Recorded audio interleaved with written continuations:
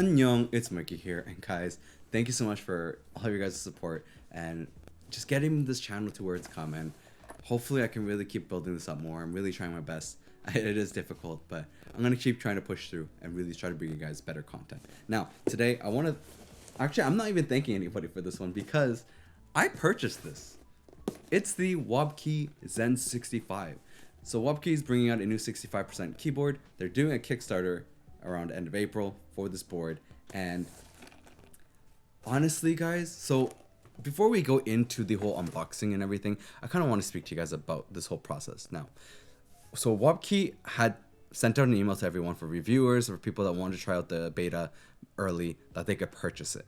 Now, the purchasing price was 100 USD, yet in brackets it says 50% off. It didn't make sense to me that when they said it was 50% off, the whole disclaimer of the 50% didn't make sense when I was like, hey, why is it 100 USD if it's 50% off? And they're like, no, it's to get the review model, it's $100, 100 USD. So that's like 140 Canadian for me. And they said free shipping. Well, I still have to pay customs on it. So that came out to being, this board cost me like 160, 170 Canadian. So like around 130 USD, 120, 30 USD.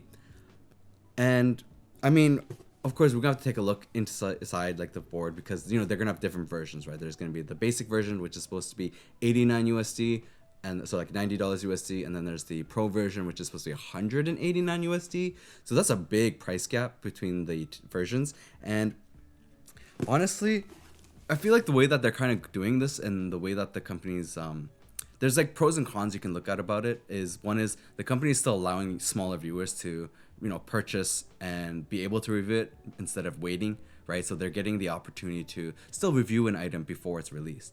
The other thing is though that they're still charging you quite a bit for the review item, and this happened with the Zen65 too. That's really I'm like in the middle. I can see both sides of it, right? The good and the bad. But I really am curious though, like what people's opinions on this company is Wobkey, because I'm gonna be honest, the Zen65, the communication wasn't so great, and the QC and the quality control was really bad. When I emailed about mine, I never got a response, by the way. My Zen65 ended up missing the USB dongle, missing like a bunch of things. That's how it ended. They never responded to me about that. I got 0 responses about my quality control issue that I had with my Zen65. They probably saw the video too that I mentioned about it. This one, we're gonna have to see if this is any better. And for me to say this in the beginning to completely give you guys this disclaimer is never trust Kickstarters right away. Even if it's a big company, you just never know what's gonna happen. Though luckily for bigger companies, chances are they will provide refunds and they will actually take care of you. Please keep yourself safe when you do look at Kickstarters because you never know if you're gonna never get a product or it might come horribly. So please make sure to like and subscribe, and let's get straight into this unboxing. Now, starting off with the unboxing of the Zen65. I bought this from Wobkey, right? So I reached out to them to make the order for the review model. So I was able to purchase it. You get this braided cable, which is actually pretty decent. Your basic keycap puller, switch puller, honestly, like your really, really cheap ones. You get some extra switches, which is really nice to see. You also get some extra screws for anything you lose or remove, as well as these little dumbbell knobs, like the nubbins where you can actually add it to the plate, and the PCB just to have the extra dampening, which is great. You also get, of course, their huge manual with everything in it. But one thing I did notice is I don't see the function H, which usually they have in their boards, which allows for like the low latency mode. Seems like they've actually removed it for this one. So of course we're gonna have to take a look at the box, or sorry, the board. I think one thing that they do well this time as well, and this kind of reminds me of like the whole Crush 80 one that they did. The Crush 80 was the same way, of like the case, and then you have the keyboard underneath, like it was wrapped up. So same thing this time around with the Zen65. I'm not sure why they decided to do a Kickstarter this time around, but I'm thinking something to do with probably maybe the sales on their website wasn't doing so well. So, and you know, trying to hype it up and do a little bit of marketing would be probably good for it to be on Kickstarter. So as you can see, the board looks pretty nice. Of course, we're going to have to weigh this board before we, do a sound test. So let's see how much this weighs. And I'm actually curious because it is kind of heavy. So it's about 1.5 kilos. And let's hear this board.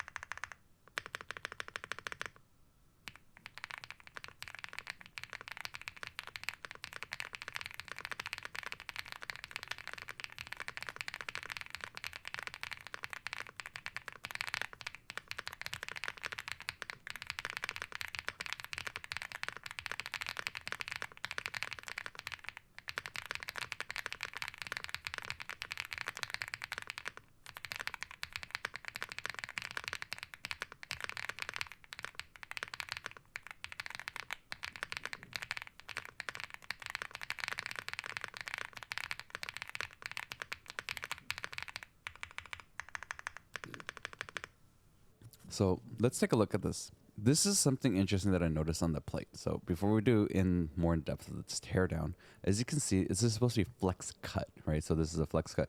Those are all cut out completely. I'm not sure why they designed this flex cut like this. This is the same thing, the kind of what they did with the Rainy 75 and the Crush 80. I'm gonna be honest, I'm not a big fan of these. It's really hard to remove the switches when it's cut out like this.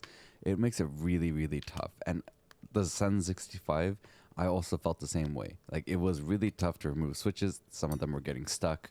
I was worried that, like, because the way that it flexes in and then pushing the switches back in, it's really hard. Also, it's supposed to be flex cut, but yet there's no flex. Like, where's the flex? I'm pressing in, like, there's no movement at all. It's completely stuck. This is something you guys should keep in mind. There's keep doing this. A lot of companies are doing this types of flex cuts. It's really not a true flex cut, and I wish they would kind of stop doing this, right? It's not really that great. Now, they did put a lot of effort and a lot of detail in terms of the top casing. So as you can see here, there's that little nice like design that's like the edged in for the like kind of like a goldish color edged in. Really nicely done, honestly. It's really a lot of detail. Now, the thickness on the sides of the top casing, oh, sorry, just dropped there, but it's about 2.6, 2.7 millimeters. So we're looking at about a decent thickness for the top casing, not super thin, which is not a bad thing. And then, of course, it's the quick release casing, so it's pretty good. You also have the like plate mounted stabilizers on this thing, so not horrible stabilizers from what I've tried of it. Like, I didn't hear a lot of tinging. It does come slightly pre-lubed. It's not like heavily pre-lubed, but you can see that there is lube in there, and it does sound pretty decent. It's kind of look like the Designer Studio plate mount stabilizers, like the white ones, but I can't say for sure. Now, the foam on the bottom is quite interesting. They do have two different foams. It's not like super thick, but it's not super thin either. And the way that they did it is quite interesting. Honestly, I'm quite interested to see like how they did this with the magnetic connector. It is pretty decently done. They have that little gasket mounted dampening that's you put in like the sock, and then you have the foam in between the plate and the PCB, and they did go with an FR4 plate, so it's not bad. I wanted to open this up as well just to see what we're getting. So this is an actual weight, actually nicely done, honestly. The design of this board to have the weight like that, I'm actually quite impressed. It does look really nice. It does feel really great. Now, opening it up, I really want to see like what we're getting, right? Like I paid 100 USD for it, so which model did I get? Now these are the 3,000 milliamp hour batteries. So total, this board right now has 6,000 milliamp hours.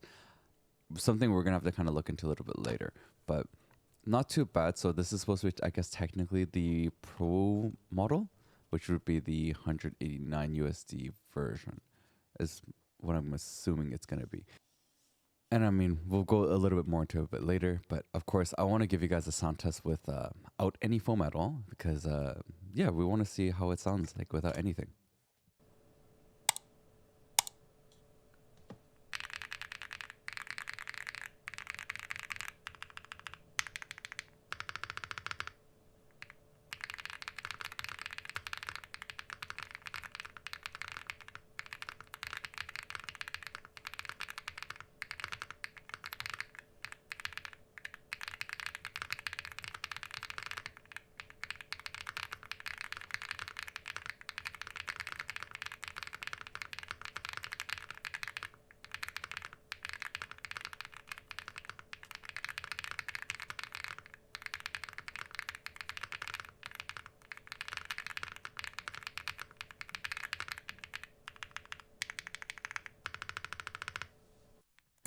So I was thinking about like how could I mod this board and what would my suggestions be for this for anyone that is looking at getting this board.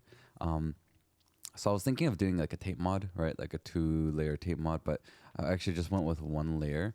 But I also remembered that there was this little like the dumbbell additions that you can add in. So I'm gonna actually add those in first, right, to see if it changes up the sound at all.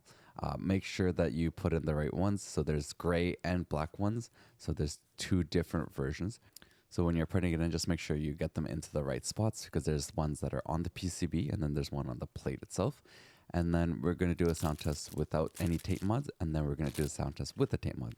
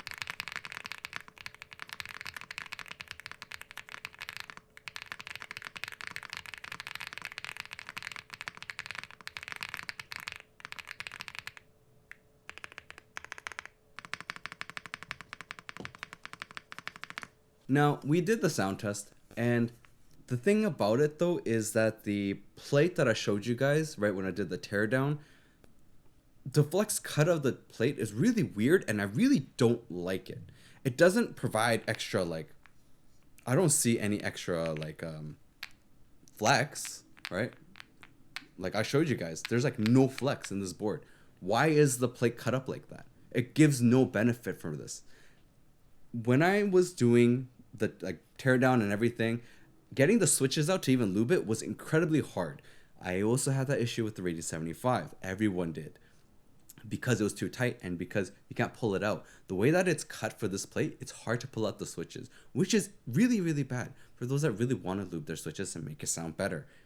These switches are pretty decent. They're new switches that they were doing, and I think these switches in general sound, they're not on the thocky side, right? So if you heard all things, right, it's like a mix between like a deeper clack for sure, It is nice, and the way that did the Switch is interesting. Which when we go into more of the in depth, I want to show you guys the inside of the Switch because it is quite interesting actually how they made the Switch. It is a little bit more of a protected Switch in total. It's not easy to open, but you don't need a Switch opener to open it, so that's one of the benefits. Now, in total, I think a lot of people will like the sound profile of it. Wobkey, I gotta admit it, and I have to give them props for this, is that they do a great job in terms of making a board sound great. Um, they did that with the Rainy 75, the Crush 80. All of them sounded really good. So this one, I have to admit, incredible detail with that sound profile. But let's go in more in depth to this board and see my thoughts as well as comparing this to the other 65%. So, what are my thoughts on this board? I think they did a lot of good work in terms of the detail. Like the detail on this board is really well done, honestly. I was quite impressed with it. I feel like the quality of this board was pretty decent. The USB dongle spot is actually really nice to see as well. Like that they've actually added that in. The wireless turning on is still underneath the cap lock, so just keep in mind. I mean, luckily this is a quick release, so it's a little bit easier than to actually reach it. Instead of a board that actually doesn't have a quick release, then you actually have to remove everything and do that. Now, as I was mentioning, these switches, as the Kale Lunar switches, they are pretty good. It's actually quite interestingly done. I found them really interesting. When I was trying to take it apart, I noticed that you don't actually use a switch opener to do it. So once we get it out, I'll actually open this up and kind of give you guys an idea of what this switch looks like. So as you can see here on the top, it looks almost like a box stem, right? So the top is almost like a box stem shape, and it is actually technically a box stem. So really interesting how it is done. You don't actually need a switch opener for it, and I'll show you guys how I open it. But later, let me show you guys to see like what the stem wobble is like, because this is a box stem, right? So you're really getting like no stem wobble. They did a really interesting job. I think Kale does quite interesting things. Won't get much stem wobble at all because of the way that they made it, right? The top of it is still looking like a normal stem, right? But it's also a box stem. Now, I use my switch puller, the edges of my switch puller, to just kind of get into the edges there. And that's how I open up these types of switches. I find it much easier to do. So for those out there that aren't sure how to open them, you can just use your switch puller. It might help a lot. Now, as I was saying, the pins are actually protected by a box. So the way that they designed this was really interesting. I know that Kale was the one that designed this, but yeah, so they made it much more, I guess, in a way durable because your pins are protected by this box. And I couldn't remove that box itself as I thought I could. And then there's a little switch there. So you know how the pins in a regular switch is that your stem will actually hit it and then hit the back and then it would connect it together, which is when you have that like actuation going on. Well, this one, there's actually like a little green, like a switch where like your stem is actually going to go down and hit it, and that's going to actuate the switch. So very interesting way of doing this. This is a very different way. This is the first time I've ever seen this type of switch, and I think it's quite interesting actually to see that maybe companies are actually working on things to improve switches, make it more durable, make it better, and I was quite impressed. You are going to have to lube this quite heavily on the sides. You actually have to lube all around it, and instead of lubing the bottom housing, you actually have to lube the top housing. And to put it back in, you have to actually get the front and back correct completely. The way that it is, I keep making mistakes as well trying to put it in, and I realized even there for myself, I actually put it backwards and it wasn't going in. So it is interesting. I really did appreciate this new types of switch. It was actually really cool. And sound wise, it's not like super thock, like a deep thock, but it's like a deep clack in a way. It is a pretty decently done switch. And of course, we're going to have to go into doing a backlighting test. I want to show you guys what the backlighting it looks like on this board. So let's take all the lights down and then show you guys what it looks like. So as you can see, like the switch does have a light diffuser that comes through. So you can get lighting that comes through the bottom of the switch, south facing. And the lighting isn't that bright. I'm going to be honest, like it was quite dim, right? Like now I'm using the dimming, it's like a 0, right? And then I'm bringing up the brightness now little by little. But one thing you'll notice is the brightness is not that bright, right? You won't see this board to be super bright compared to say other boards out there. I was actually quite surprised when thinking about like how there is a light diffuser. To be fair, this isn't the final production model, so when you get the final production model, it might be different and it might be a lot brighter. But the color accuracy for these switches is actually good. I was quite impressed with the accuracy of it, and yeah, I mean, it's pretty decent. Like, you have many different colorings available, but of course, right now, this isn't super bright. So for those that really do like a brighter backlight, just keep that in mind. It really is not very bright. Now, of course, I want to give you guys a little bit more information of this. So it is on Kickstarter. I will have the link in the description for you guys where you can notify yourself for the launch. They have already 700 like followers, I guess. So this is 7,000 milliamp hour battery. Mine was only 6,000. So I'm not too sure, right? They say 12 choices. There's supposed to be a new type of rating 75 that's coming out, right? A limited transparent rating 75. Actually, that's going to be kind of interesting.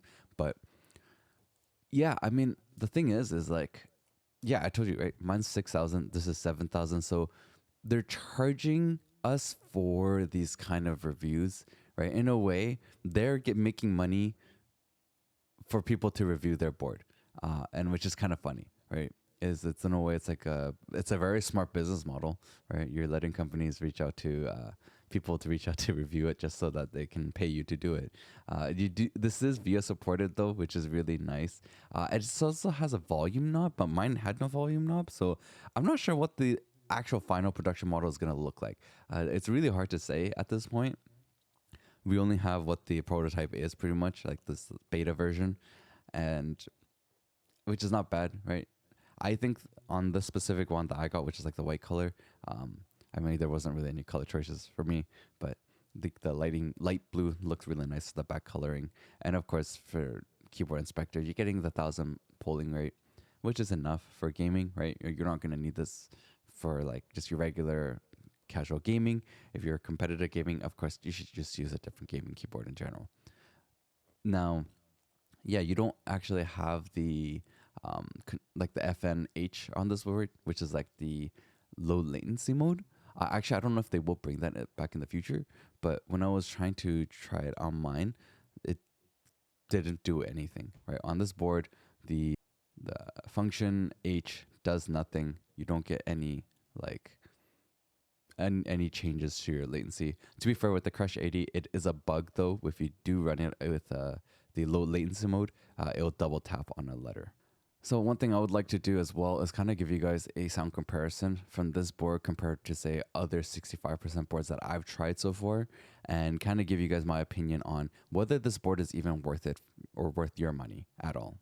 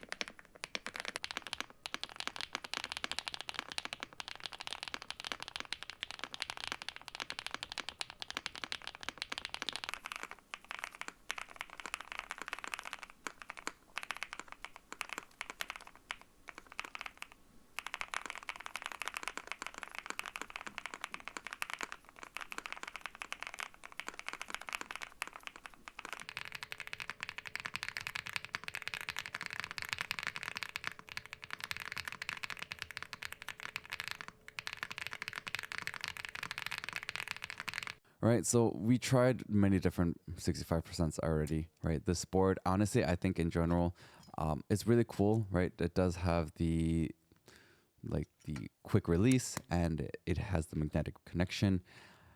I think this board sounds and feels much better to type on actually with zero foam. So if I were to give you guys any suggestions for those that do want to get one, do it with no foam at all. Remove it. But I'm gonna be honest with you, at the price range of $189, I would probably stick with the P65. I'm gonna be honest, I like the P65 a lot more than the Zen65. The P65 total build quality and the feel of the board just feels much nicer to me. That's just think considering though like the difference of the price range and what you're getting. Right, the P65 you're looking at like on Amazon right now, I think like for like $90 USD or 80. That I think outbeats this base model Zen65. Like completely outbeats the base model Zen65. I would probably do that instead of the base model of this. So just keep that in mind. Honestly, I don't know if this Kickstarter is super worth it, but the board is pretty decent. So we compared this. We looked at it with the other ones. I can't tell you guys to go automatically, hey, go and support this Kickstarter, and this is an amazing board that you should buy no matter what. No, I can't do that. Kickstarters are risky. All right, you guys know this. Everyone knows this. Kickstarters are risky. Wobkey does have a history of, definitely keeping the promise with the Kickstarter with the rating 75, but Wobkey also has the history of having issues with communications, having issues with quality control. I can't guarantee that they're going to be okay this time. So please, carefully consider it before you do order it. I know you save money when ordering it through Kickstarter, and that's great, but sometimes a company needs a little bit more time after a Kickstarter to really get their quality control and everything perfectly in place. And that's why even the quality control with the rating 75 with Wobkey, I can't say it's 100% their fault. They were a new brand. Their quality control, getting the warehouses, getting everything set up would have been difficult. I understand that, right? I can understand both perspectives. But as a consumer, and as for you guys aren't going to consider that much, right? At the end of the day, you want what you bought, and you want what you bought to be built well. That is going to be everyone's thoughts, and that's the honest truth. So Wobkey, please, this time around, you're going to have to really step it up, because if you don't step it up, the consumers are really not going to enjoy it, and you might have people walk away. So you guys can check it out. I'll have the links in the description for you guys to sign up for the Kickstarter that's going to come. But please go check out the other videos I got, and I'll see you guys next time.